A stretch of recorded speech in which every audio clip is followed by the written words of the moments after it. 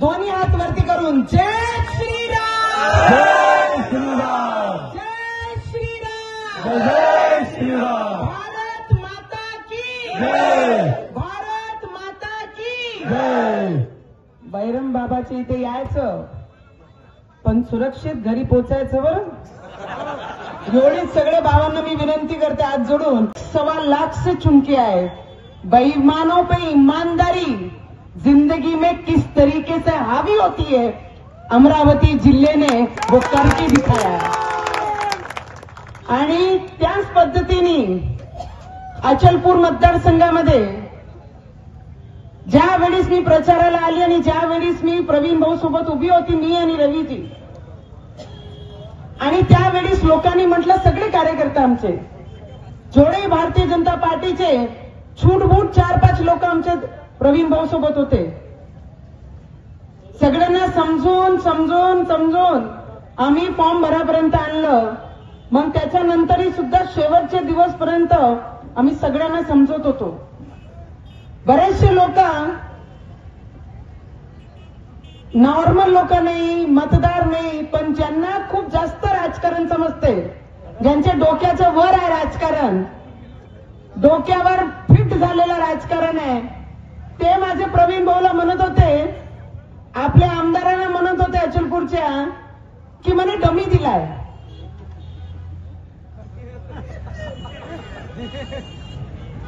प्रवीण भाऊ आयुष्यात नाही विसरणार मी या सगळे माझे इलेक्शन या जिल्ह्यातलं. माझा पराभव झाला होता, माझ्या पदाचा पराभव झाला. अरे हिम्मत का जिस दिन तुम लोगों ने मेरा पराभव किया उस दिन मैं तुमको खिलाड़ी मानूंगी. अरे खिलाड़ी तो नवनीत राणा थी की हिम्मत नव्हती हारली आणि खुलेआम सांगत होती की महिला जेव्हा पदर खोचते तर त्यावेळी चांगला चांगल्याला झाशीची राणी काय होती, आई जिजाऊ काय होती ते लक्षात आणून दिलं. ज्या दिवशी तुमचा फॉर्म भरायला आम्ही प्रवीण भाऊ आलो, जेव्हा मी तुमचे फॉर्म भरण्याच्या दिवशी प्रचाराला भिडली, त्याच्या अगोदरच भिडली होती, सगळ्यांना माहित आहे.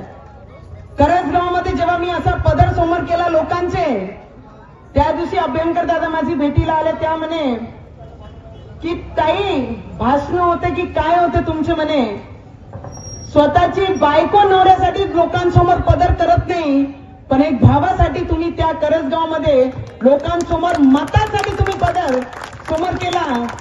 तेव्हा मी पदर याच्यासाठी केला होता की जेव्हा माझा पराभव झाला तेव्हा नवनीत राणाचा पराभव नाही, माझे भगवेचा पराभव झाला होता आणि त्या भगवेकरिता मी पदर समोर केला होता.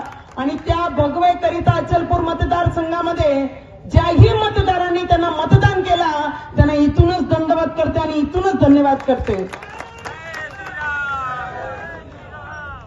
जेव्हा मी त्या डोक्यावर भगवा बांधून निघाली, त्या बरेचसे नेते पाहत होते की नवनीत राणाला काय झालं. अरे ते भगवेचा नशा होता, ते हिरवेला काय समजणार आहे. डोक्यावर जेव्हा बांधून निघाली तो रक्तात भगवा होता. त्या भगवेचा नशा फक्त तोच व्यक्ती समजू शकते ज्या देशातून ज्याला प्रेम आहे, दुसरा त्या भगवेचा महत्व समजू शकत नाही. आणि प्रवीण भाऊ, तुम्ही साधे जरी असाल, तुम्ही तोड्या करत नसाल, पण मी तुम्हाला एक विषय सांगते, जो सब्जेक्ट खत्म हो गया है उसे उधर ही छोड़ देना चाहिए. 23 तारीख को वो विषय तुमच्याकडनं ऐकायचं, काय झालं तो मॅटर क्लोज. तर प्रवीण भाऊ, आता फक्त माझे शेतकरी, आता फक्त माझे शेतमजदूर, आता फक्त माझे घरकुलाचा प्रश्न, आता फक्त माझी फिने मिल सुरू करणं, आता फक्त आमची अचलपूर जिल्हा करणं, आपल्याला तोच विषय पाहिजे. लोकांनी जिथे ज्यांना जे उत्तर द्यायचं होतं, लोकांनी त्यांना तिथे उत्तर दिलेलं आहे. आता लोकांचे प्रश्न आमच्यासाठी महत्वाचे आहे.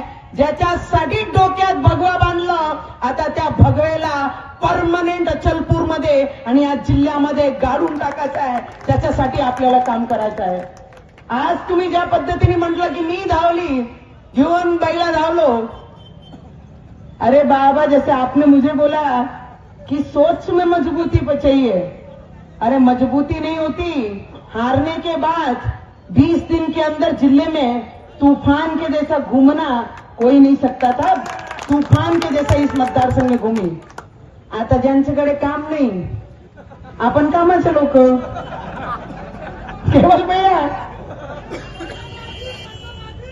कारण ना, अरे आमची सरकार बोलली, एक एक शब्द आमचे देवेंद्र फडणवीसजी करान. जर देवेंद्र फडणवीसजींनी म्हटलंय की कर्जमाफी होईल म्हणजे शेतकऱ्यांची कर्जमाफी 100% होईल.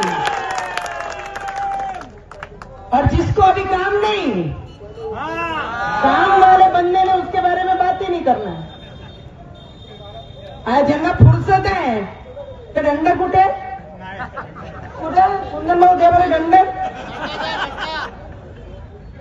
मी आपल्याला आज जेवढेही शेतकरी इथे आलेले आहेत, ज्यांच्याही बैल जोडी इथे आलेले आहेत, त्या शेतकऱ्यांना फक्त एवढंच सांगेन, तुम्हाला पाहून जीवनामध्ये प्रत्येक क्षण आम्ही जगतोय की माझा शेतकरी राजा हा राजा होता, राजा आहे आणि हे शेवटच्या श्वासापर्यंत आमचा शेतकरी हा राजा राहायला पाहिजे. म्हणून तुम्ही सगळ्यांना, माझ्या शेतकऱ्यांपेक्षा आमच्या जीवनात काहीच महत्वाचं नाही. 5 वर्षात एकदा मतदान येते, पण 5 वर्ष आमच्यासारखे नेते, आमच्यासारखे समाजामध्ये काम करणारे प्रत्येक क्षण आम्ही कोणासाठी जगत असो तर ते फक्त शेतकरी राजासाठी आम्ही आमचा प्रत्येक क्षण तुमच्यासाठी देतोय. म्हणून हे आनंद तुमच्या चेहऱ्यावर पाहून आज हिंद केसरीनी जे शंकरपट इथे आयोजन केलं आहे, ते सगळी मंडळीचं मी मनापासून खूप खूप अभिनंदन करते.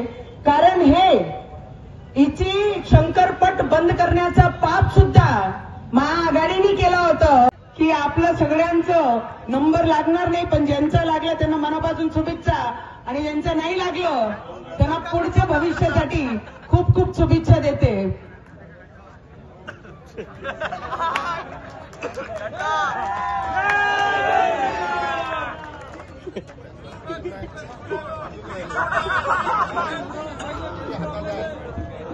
अशाच वेगवान घडामोडी पाहण्यासाठी आमच्या चॅनलला लाईक व सबस्क्राईब करायला विसरू नका.